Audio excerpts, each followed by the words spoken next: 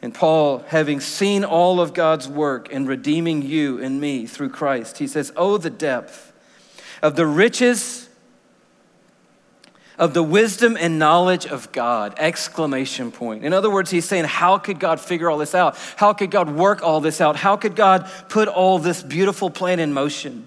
Then he says, how unsearchable his judgments and his paths are beyond tracing out, exclamation point. So what he's saying to you and me, just right off the bat tonight is, you're never gonna completely figure out how God did what he did and why God did what he did, because it's too crazy what God did.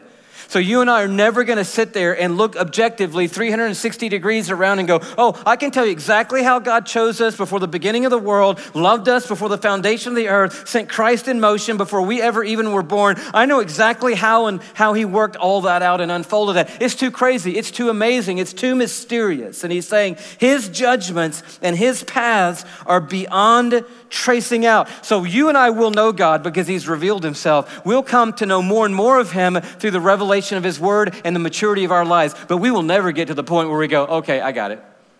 We'll never get to the point where we go, okay, I figured it all out. So if you're in this relationship with Christ and you're like, I don't think I figured it all out, congratulations, no one's figured it all out. Paul, who's actually writing the word of God, gets to the end of this point and goes, okay, his ways are too high, his judgments are beyond knowing. This guy is, in another translation, says he is unfathomable.